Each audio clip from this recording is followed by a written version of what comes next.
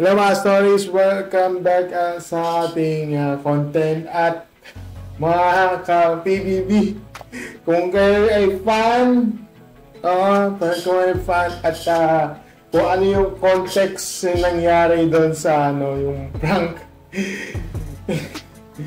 Diba? Yung sa prank, yung mga nangyari nung episodes na yun. At merong context natin dito ito may paliwanag dito kay ito kay Miss Jane De Leon. So mga stories, no? So ito yung context regarding do sa yung pagkain do sa chicken. Para yung meme yung yung sa made yung no? Who's made the chicken? Who's made chicken? Because I love it. So, anyway, papakita ko sa inyo yung ito yung galing ito kay Zach. So, ito ay courtesy, as a courtesy of Miss Jane De Leon. Ito yung full story na nangyari sa confession room about manok. Oops. Ito pa, may check ako.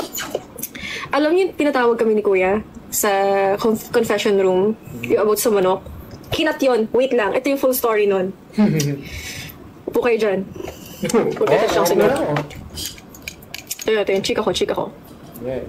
That's your chika. Okay. Kaya sobrang haggard na haggard ako dun. Kakatapos ko lang magluto nun. So, sa labas, kausap ko si Dustin, pati si Vinsoy, about Maxine! No, Maxine. Maxine! Ayan. Okay. Ito na yung chika. So, magkausap kami ni Dust, pati ni Vinsoy sa labas, sa may garden area. Basta, deep talks lang. Parang talk about life lang, ganyan. Yung baby mga pinag-uusapan namin. Suddenly, habang nag-uusap kami, si Atik lang, bigla siyang tinawag ako, ang seryoso niya. Basta sila Charlie, nandun sila sa gilid. Seryoso ni Atik lang. Jane. So, Atik lang. Sabi niya, si Shubs, ina-allergy sa lemon. So, si Shubs may allergic sa lemon? Ito yung hindi kasama dun eh. Sabi ko, inipasok ko dun.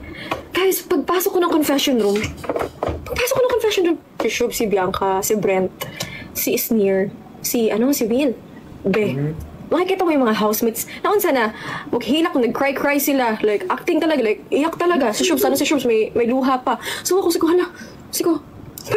paano allergic si Shubs sa lemon? Nasa harap niya na yung lemon. So kinakabahan ako kasi dapat talaga lulutuin ko seafood. Hindi ako makapag-seafood kasi hindi nakain ng seafood si Charlie. Okay. Gusto ko kasi magluto ng something na matagal na nilang hindi nakakain sa bahay. Okay. So sabi ko, si Atik lang, sabi ni Atik lang, hala Jane, allergic si Shubs sa lemon. So, Kuya, syempre kinakabahan ako, Kuya, so ano nangyari? Kinakabahan talaga ako nun. Parang, fina-flashback ko talaga lahat. Ang dami kasi nangyari sa kusina. Kung alam nyo lang, sa buong pagluluto ko doon, sobrang dami talaga nangyari. Mga chikahan namin, mga kumanta-kanta pa kami lahat doon. Nagtatalunan, sisigawan pa kami. So, inaalala ko, saan banda? Bakit allergic si Shubs? Hindi ba niya sa akin sinabi? Ano sa akin sinabi ni Shubs na allergic siya sa lemon? Tapos pinaupo ko, Jane, sobrang seryoso ni Kuya. Itong mga housemate naman itong mga to. Nagaganyan-ganyan sila doon sa loob. Ganyan sila. So, lahat kami kinabahan naman kay Kuya. Alam ko kinabahan sila. Oo. Hindi ko kasi alam kasi sila yung kinausap sa confession. Basta pumasok ko doon, seryoso yung boss ni Kuya. Si Atik lang, nagsalita sa likod, sabi ni Atik lang, sorry, James. So, sinabi siya nun eh. Parang, yan si Jane, ganyan. Kinabahan ako. Ang dami nag-flashback sa utak ko. Sabi ko, paano magkakaroon ng allergy si Shubs sa lemon? Imposible talaga kasi nasa harap niya yung lemon. Sobrang imposible talaga. Tapos nakikita ko, naghilak-hilak siya doon sa gilid. Like, umiiyak talaga siya. Sabi ko, ito naman sila, Blanks, nakaganon. Ang tinignan kong ganon, tinignan ko si Will. Kasi malalaman ko, si Will, nung tumingin akong ganon kay Will, ewan ko, parang siya nag-smile na, ewan ko, nag-acting ba? Hindi ko kasi alam kung maniniwala ba ako. Kasi una sa lahat, sabi ko, kung ina-allergy na si Shubs sa lemon, sana may mga EMT na. May mga EMT na doon. Sabi ko, bakit nandito yung mga housemates? Ganyan. Dapat tinig mo yung gamot para mas kapag fresh from cooking pa ako nun, di ba? Tapos maya-maya, biglang sinabi na, ang sarap doon ng luto ko. Oh my gosh, Kuya. Thank you, Kuya. Sobrang na-appreciate ko. Tapos sinabi ko, ano ba nangyari? Paano nangyari yun? May hindi pa sinama. yung eksenang yon na nasa confession room kami sobrang haba pa nung nangyaring yun. And actually, marami pa nangyari nung time na yun eh. Siguro, kinakumpay lang talaga nila lahat para pagkasya sa live. Ganun, hindi ko alam. Basta, I think, yun yung reason. Dami nangyari. Ang tabi ko si Brent, sabi ko, ikaw, imposibleng... Pero nagtataka ko kasi na parang, bakit nandito itong mga to? Ang sinabi ni Kuya, basta about pagkain sa chicken. Sabi ko, imposible talagang may something sa pagkain kasi dami talaga nilang kinain. Sabi ko, lalo na yung isang teriyaki sauce. Nasa harapan ni Brent yung teriyaki sauce. Kami na lang yung pumupunta sa kanya para manghingi ng teriyaki sauce. Sabi ko talaga, paano talaga nagkaroon ng something sa chicken ko pati nagka-allergy si Shubs sa lemon? Prank pala siya. Kuya. Pero that was fun. Sinabi, minention ako dun eh. Ang sabi ko, Kuya, sige to nga naka-4 na kanin. Sabi ko, paano? Hindi sinami. Ang naano na dun, ang nasabi na dun, thank you Kuya. Pero, grabe talaga. So paglabas ko, tinanong ko agad sila. Sabi ko, ano ba nangyari? Inisa-isa ko sila. Sabi ko, Esner, nakailang ano ka ba? Manok ka ba? Ikaw, Will, inisa-isa ko sila kung mga nakailang manok sila lahat.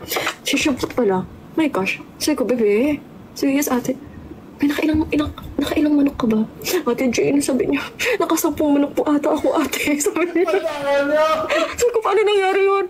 Sabi niya, kasi ate, nakita ko talaga, parang ang dami nilang kinukuha ng manok. Basta, ayun. I'm so happy. Kinilig naman ako na sobrang happy yung mga housemates. Ako lang din sobrang grabe magpakain dun sa bahay ni Kuya. And then, kinonfirm naman ni Dustin na yun talaga isa sa love language ko. Ayan lang mga story sa statement niya na. So, yun yung context yan regarding sa sa story regarding doon sa confession about manok. Who made this chicken? Why? Because I love it! May pala naman Pinoy version pala.